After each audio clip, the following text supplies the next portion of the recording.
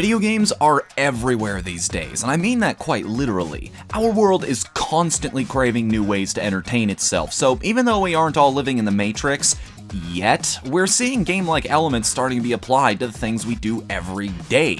Schools use games as a more palatable way of teaching personal agency. We're seeing companies using leveling up as a way to enhance their rewards programs. Hell, the whole appeal behind idle games is that the more active-minded among us become nervous when they're just sitting around because it feels like they're not getting anything productive accomplished. And it's because of this phenomenon that video games have started to pop up in some of the most unusual places possible. So, yeah, that sounds like as good a countdown topic as any. Put on your brown checkered hats and grab your magnifying glasses as we count down Team Pizza's top 8 hidden video games. Number 8. Finding a game on a game console? What a novel concept, right? But finding it in a part of the system that has nothing to do with games just might be. In the Nintendo 3DS Sound app, start switching between the backgrounds. When you find the soccer field, press any button and you'll initiate a game where you have to keep the ball in the air with your character's head. This is actually a remake of one of Nintendo's old Game & Watch games, creatively titled Soccer, and functions exactly the same. The characters being monochromatic, just like their original 1980s counterparts, only emphasizes the reference. I love this because Nintendo has always been really good at sneaking their IPs into games they have no business being in, but seeing that even the guys working on the lower tier projects have the desire to share the love however they can is very heartening.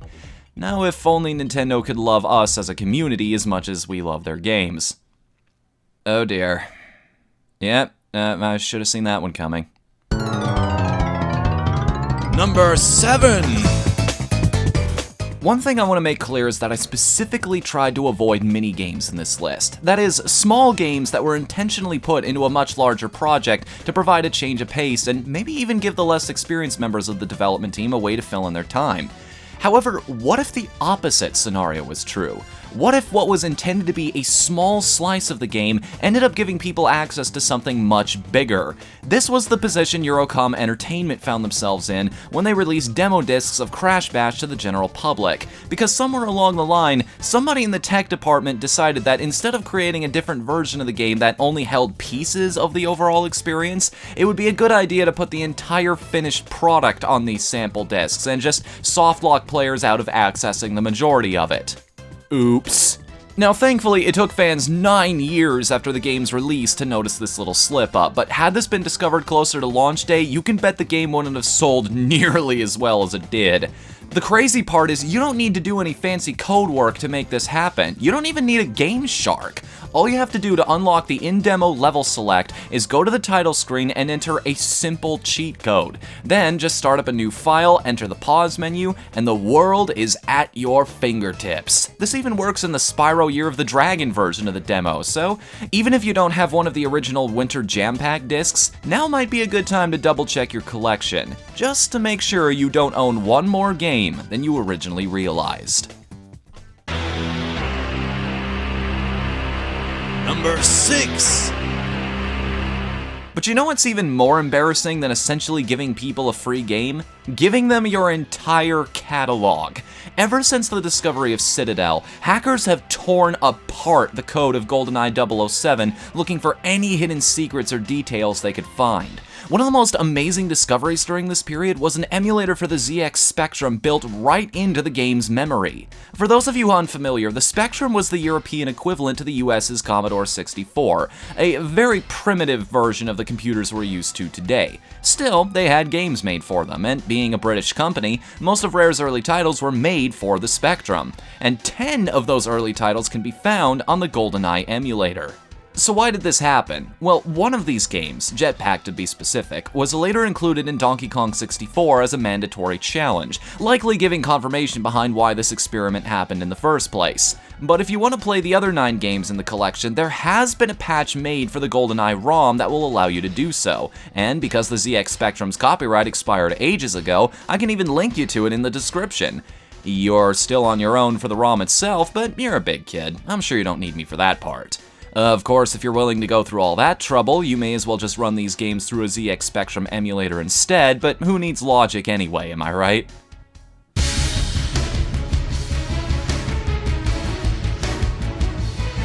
Number 5.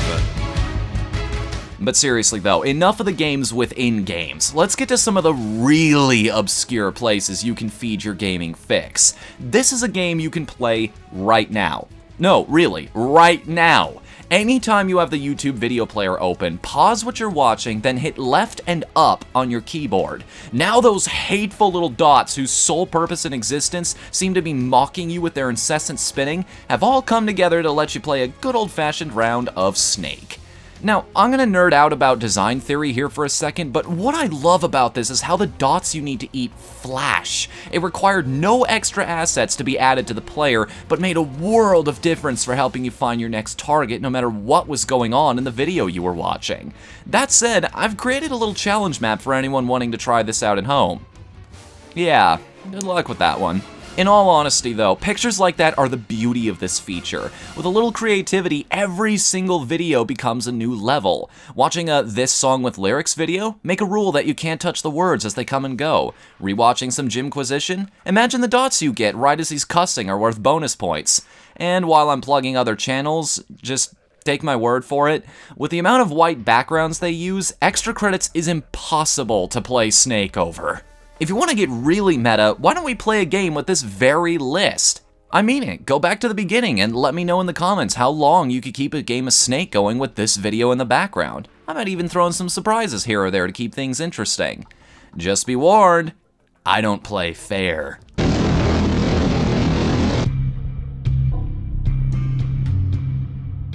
Number 4.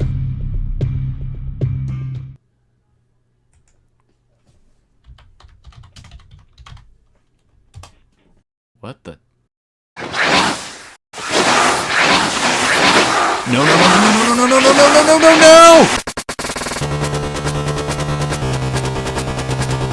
Number 3. Alright, real talk. In an era where I can ask my phone how to do trigonometry and it'll politely hand me a comprehensive tutorial on the subject, how the hell do calculators still cost a small fortune? Naturally, these kinds of prices may lead you to dealing with the screen smudges and crud stuck between the keys usually associated with a used model, if only to keep from having to add more soul-crushing debt to your student tuition.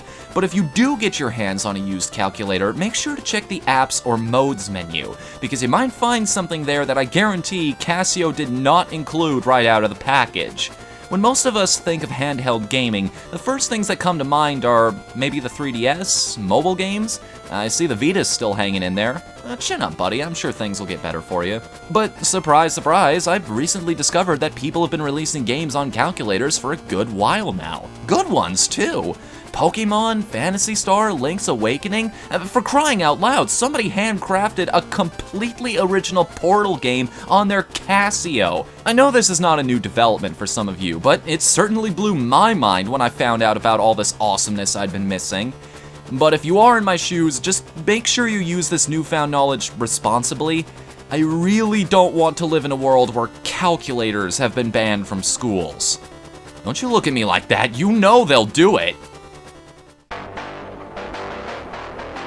Number 2. Urgh. This one's gonna be tricky to talk about, mostly because I can't talk about it. Not in detail, anyway. Look, despite the fact that being a reviewer for new content on the site almost cost me my sanity, I like the guys over at Newgrounds, and I would seriously appreciate it if they did not get in gigantic legal trouble because of me. Those of you savvy in the ways of that site probably already know what I'm talking about, but for those of you not in the loop, there's a particular game on Newgrounds that technically isn't supposed to be there anymore. Except that it is because these guys are awesome like that. I really wish I could talk about this in more detail, and why them keeping the game there anyway was one of the gutsiest moves I'd ever seen a website pull. But if I want people to keep appreciating it as the years go by, my hands are tied on this one. Just create an account, hang out for a while, be an active part of the community, and eventually, you might enjoy this entry on a more intimate level. But for now, trust me when I say that on a level of sheer balls, the secret Newgrounds game earns this spot.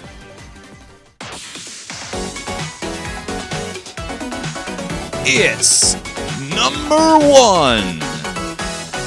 You know what sounds like fun to me? Being a developer of video games. You know what doesn't sound like fun to me? Being a developer of Microsoft Office. And that's probably why the team behind the program and its many updates have snuck so many Easter eggs into the various things they've worked on. Some of these have been widely explored already, and especially after the creepypastas, I think the Hall of Tortured Souls has gotten enough attention, so let's focus on a hidden gem in the 2000 version of Excel that nobody I know had even heard of before now.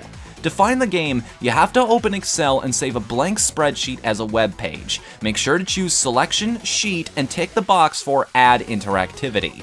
Now close Excel and open the file you just saved. Scroll all the way to column WC and row 2000. Press Shift and Space at the same time, release, then hold Ctrl-Alt-Delete and double-click the Office logo.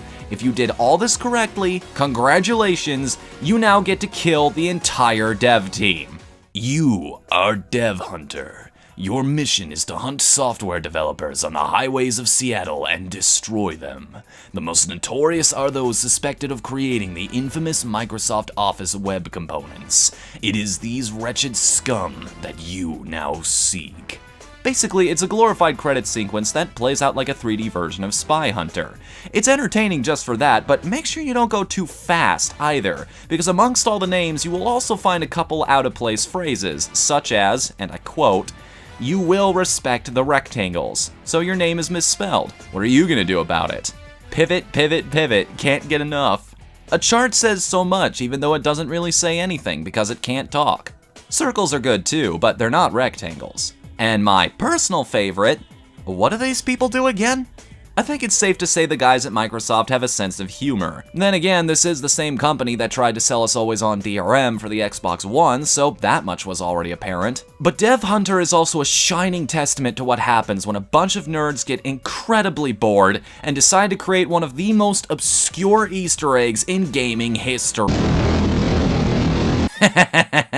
Told you I don't play fair. Know any other video games that pop up in unusual places? Well, considering the nature of this subject, I would not be surprised in the least if I missed something, so please tell me and everyone else about it in the comments below. And if you want to tell me you liked this list, well, there's a big green button below that does just that. Make sure to also check out our last and more violent list where I counted down the top 8 fatalities, and be sure to subscribe so you can catch the new list that I put out every single weekend. Or, if you like gameplay videos instead, hop on over to my gameplay channel, Team Pizza Plays, to watch me and my buddy Drawman talk about everything except what's on the screen. To be fair though, that's about the level of skill you should have expected from me. Either way, have a good day. Until next time, I'm Whatthefnu. Later everybody!